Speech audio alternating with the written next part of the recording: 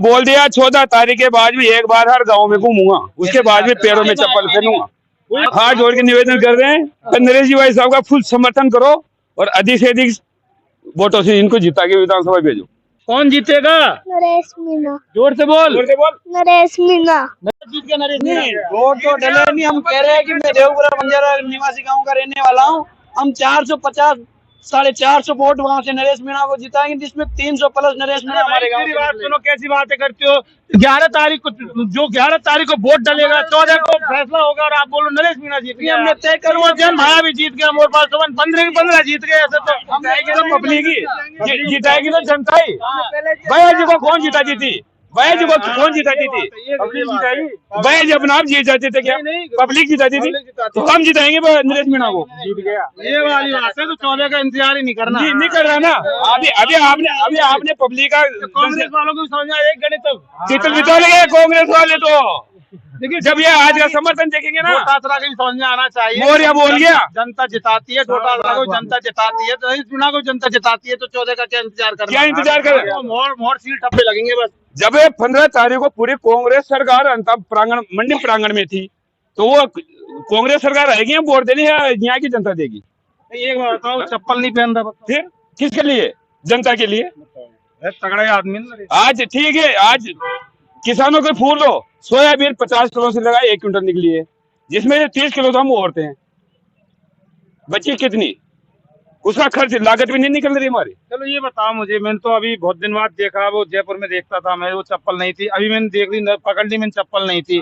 ठीक है, हम तो कल आए, अब हमने देख लिया। हम 24 घंटे साथ नहीं रहते, आप उसके साथ रहते हो, बाद में चप्पल तो नहीं पहनते? नहीं। अच्छा नहीं, बोल दिया 14 तारीख के बाद भी एक बार हर गांव में घूमूंगा, उसके बाद भी पैरों में चप्पल पहनूंगा। वो कह रहे हैं कि उनको जेल भेज दूंगा, भ्रष्टाचारी बनियों को जेल भेज दूंगा जब चप्पल पहनूंगा। उनका आ जाएगा क्या? उसने संकल्प भी ये ले रखा है ना, अड़ाएंगे हम अड़ाएंगे ना, हम जिताएंगे ना। तो ये बात है कि वो संकल्प ले रखा है, प्रण ले रखा है, वो अपने घर वालों के लिए थोड़ी ले रखा है, वो तो आप लोगों के लिए, जनता के लिए घर के लिए घर तो पूरा जनता के लिए।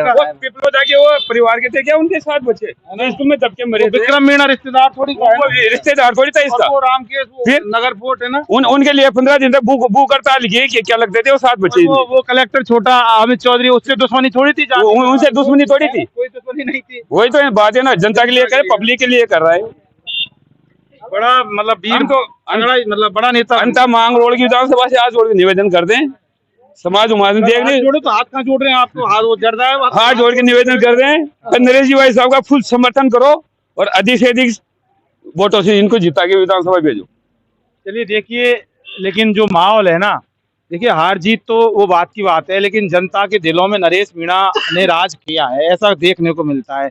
और जो दिलों के अंदर राज होता है ना, असल में जीत वही होती है। ये 5-5 साल की हार जीत, इसका कोई वजूद नहीं होता। जो तो 30-30 साल से जीते हुए हैं, वो क्या कर लेते हैं? तो बाबा क्या कर लेते हैं वो लोग? उसने तो बोल भी दिया था कि 2 साल के लिए चुनिए, देख लो, अगर 2 साल में कोई गड़बड़ी करता हूँ तो जूत दे के भगा देना, और नहीं तो अगर अच्छा लगता है तो आगे और ले आना। हाँ, ये बात तो सही है, नफा नुकसान भी नहीं है, जो फायदा नुकसान भी नहीं है भाई। बाया जी जीते तो मंत्री तो कौन बने? मंत्री तो। और बीजेपी का आ जाएगा तो सरकार नहीं, वो सरकार तो है ही है। देख लो इसको फिर। ये बोल रहे हैं, इनको बोलने में थोड़ा सा जो मतलब आएगा बस नरेश भाई नहीं जीता बनता है थोड़ा सा। ज्यादा क्या करेगा? अंता को खाएगा वो, अंता वैसे ही खप गई तो और खा लेगा भाई, एक और खा लेगा, 2 साल में कितना खा जाएगा? बाद में मत जिताना। देखिए अंता की जनता को इस बात पर थोड़ा सा भरोसा कायम रखना। ज्यादा अंता का ज्यादा से ज्यादा बुरा क्या करेगा? अंता को खाएगा तो खबा हुआ अंता है, और क्या खा जाएगा उसका? लेकिन बड़े हुए क्या मारेगा?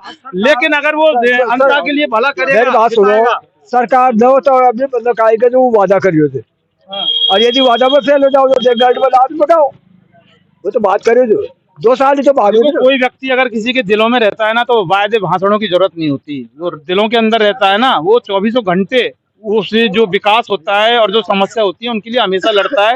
ये वायदे भाषण तो वो नेता करते हैं, फर्जी नेता नांगल होते हैं ना, वो करते हैं वायदे भाषण, जिसको निभाना नहीं होता। जो आदमी आपका है, वो आपकी औलाद है, वो आपके दिलों में रहती है, वो क्या वादा करेगी आपसे? वो तो आपके भले के लिए काम करेगी। सही है ना? कौन आएगा बेटा? इधर आओ। कौन जीतेगा इस बार? कौन जीतेगा? नरेश मीणा। जोर से बोल।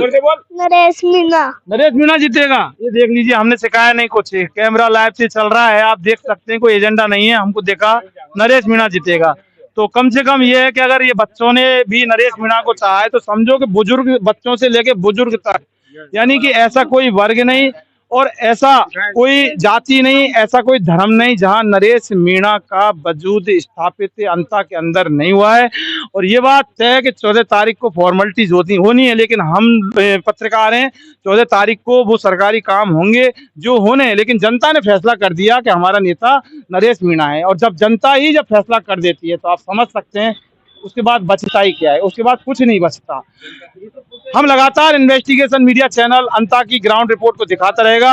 आप हमारे चैनल को कर सकते हैं अगर आपकी भक्ति जोर करती है तो, बाकी कोई दिक्कत नहीं है।